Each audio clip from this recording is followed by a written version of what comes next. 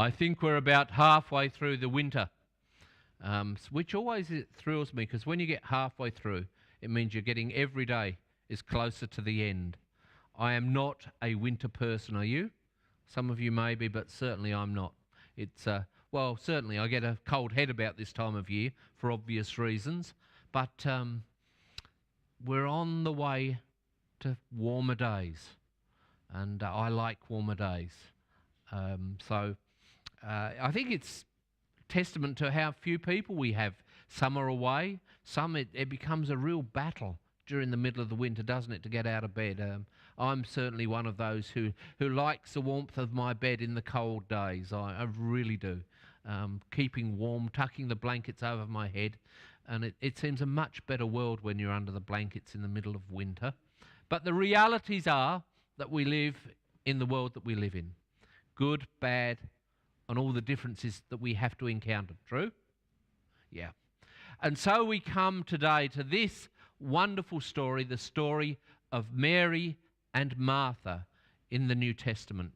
Have you heard that story before? Is there anyone who is unfamiliar with the story of Mary and Martha? The story of two ladies, two sisters, who have differing points of view on how to do things. I like the bit where it comes and it says, Martha, you are worried about all of these, or Mary, sorry, you are worried about all of these many things that are going on. You know, you're sort of worrying about all the things that are happening. I'm one of the worriers in life, and I relate to that passage. Lots of things can come along and take our attention away. And I was worried when I came to this, because after reading much of the earlier parts of the Gospel of Luke, there is this story of hospitality that's been going on. If you remember back, we've had the hospitality that had been shown by the centurion to Jesus. We heard the hospitality that had been shown by the Samaritans to the ministry of Jesus. We are told of the story of hospitality in our last week's reading especially.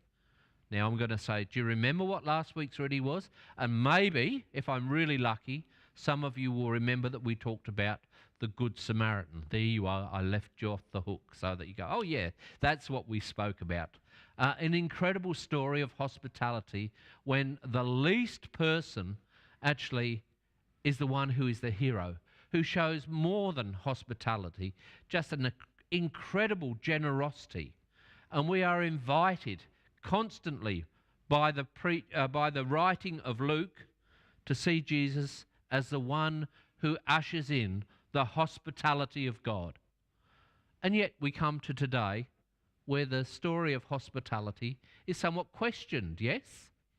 When the hospitality that is being given is questioned, maybe you should be sitting at the feet listening to Jesus rather than doing what you're doing. So we're going to sort of try to unwrap little bits of that story to see if it relates to us. Now, men, stay awake. Just because it's Mary and Martha, it doesn't mean you're not included. There's a tendency for us men only to like the manly stories that are in the scriptures. But it is a story that we can take something out of. Mary and Martha. One's a doer, one's a listener in this story, true? Do you relate to any of the people in this story? Let's do one of those straw polls. Who relates more to Martha, the one who's doing everything? Oh, sorry, yep. Martha, the one who's doing everything. Who relates to Martha, the doer? Would you put your hand up? I'm a doer. Yeah. There's no right or wrong. It's just who do you relate to? I'm not going to smack you or do anything or embarrass you. Who relates to the one, Mary, who sits at the feet? Are there any hands for Mary? Okay, there's some Marys here. Yeah, and that's okay too, isn't it? Because I liked what you said, and perhaps it's the crux of this story. It depends on the situation. Although I must say, I feel much happier doing things, because I feel if I'm doing something, it often has a result at the end of it. But when I'm listening, when I'm just hearing, I sometimes wonder, what the result, other than me being hopefully a little bit more enlightened or a little cleverer, might be. And so it is that we come to this story. I do feel sorry here for Martha. Poor old Martha is doing the right thing. Yes? I listened and I read earlier in the week about how many people were with Jesus. And it was either 12 or 72. Now, I'll pick on Jean because I'm feeling brave today. Jean, after church, I'm going to bring maybe 12 or maybe 72 people round your house for tea. Yeah, you'll be lucky. That's pretty well what it's about, isn't it? How would you feel if all of a sudden, all of these people, and let's just even say 12 just for numbers' sake, because I couldn't get 78 people into my house. Well, maybe at a push if we open the back doors up a little bit and put them out in the veranda. But in those old houses at the time of Jesus, I don't know if you would have got 78 people in those houses. They would have come along, and how do we feed them first? Well, we'll go down the seven. Oh, well, I saw it this week because we're actually thinking about catering for about 200 people next week.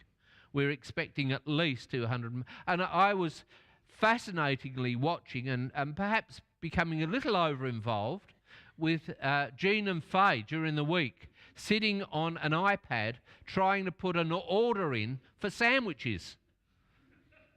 Now, I have to say, it was farcical at many steps. How often did we try to put... We got it done. But how many times did we try and put the information in? And we didn't know how, so we had to make a telephone call to the company, and they're in Westall Road, to tell us how to use their internet site. It seemed a rather conflated way. It would have been, wouldn't it? Just one phone call, we could have done the lot. But because it's all now online, we had to do this. They didn't have that luxury in those days. And households were a lot more hand to mouth than we live. They certainly didn't have the storage capability, at least. Refrigerators.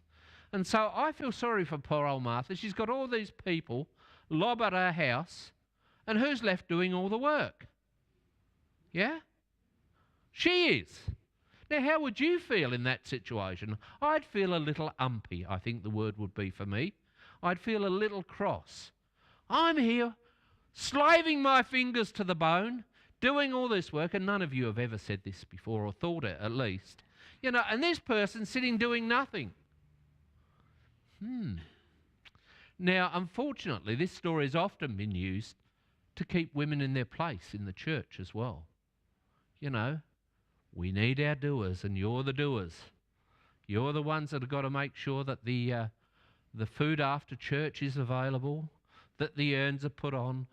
And unfortunately, some of us men, not all of us, because I'm learning in this congregation, you cannot say all any time, because there's always going to be someone who stands up and says, not me.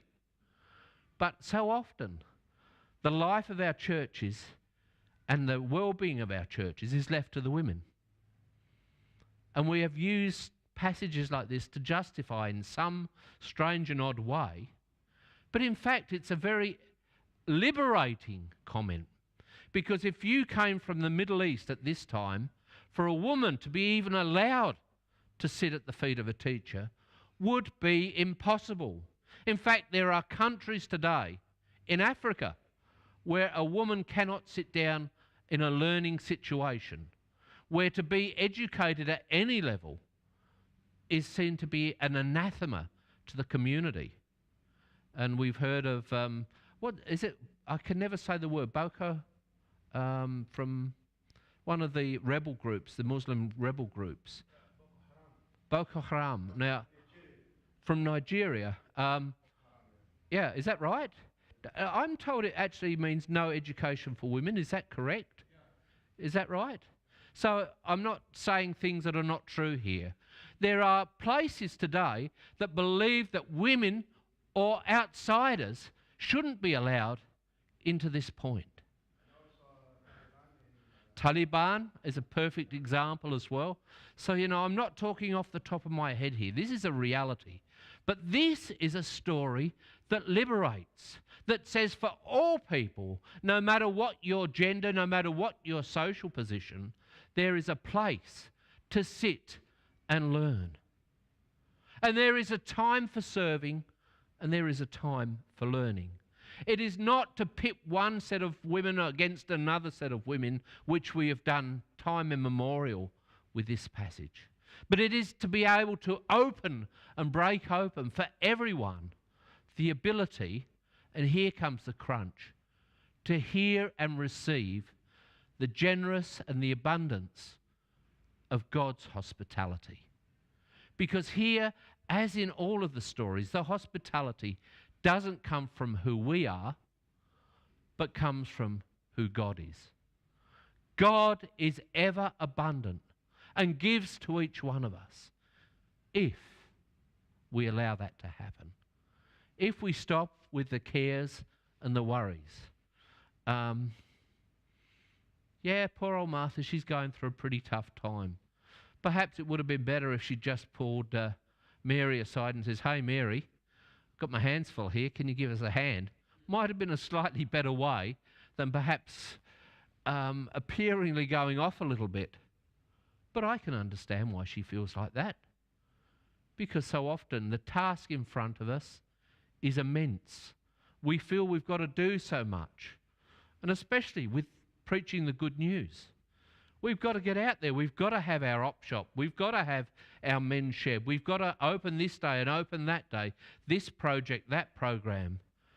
And unfortunately, so often we can be driven by our programs rather than our spirituality. Our programs need to flow out of what we believe and the spirituality that we have. It's not an and or, it's a both. It's a coming together. And it's a coming together that others might be able to participate and receive the incredible grace which God offers for each one. Offers to you every Sunday that you come here. And I hope that we can, and I say we, meaning me, that we are able often to clean our minds of the busyness and the worries of what we have. And I know that there are some worries and based in some pretty fair income stuff here. But this is a time and a place to open ourselves, to hear God speak, not just through the words of a preacher, but in the words of encouragement, in a smile, in just something that we may do in the life of the service, or even in the silence, where we hear the still, small voice of God speaking loudly in our hearts. It is difficult if you've got a family member that's life has been taken or been threatened, if you've got a family member in hospital, if you're worried by things of this world, or if we struggle with illness.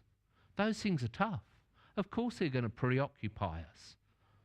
But sometimes we need to find ways of being able to put them aside. And it's not in some fancy transcendental meditation, although I think there is a place for some kind of meditation. It is not in paying someone huge amounts in some special course to make our lives feel better. But it is in simply opening ourselves to the possibility of the God spark within our lives, to sit and allow God to minister to us. And that will happen in different times and in different ways. And it will, as we know from the Gospel of Mark, interrupt business as usual, because the biggest problem that each one of us face is there's a life and a business and a job to do. There's another CWA meeting I'm sure to go to. There's another church meeting to go to, or synod or presbytery.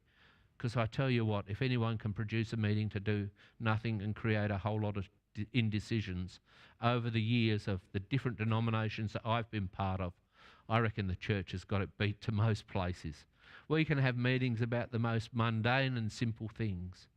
But the job at hand is about allowing people to receive hospitality and grace, Hospitality here wasn't in the food, it wasn't in the looking after the temporal needs, but it was looking after the spiritual needs, where God, once again, as in most of these stories, becomes the one who gives hospitality to those that come and sit.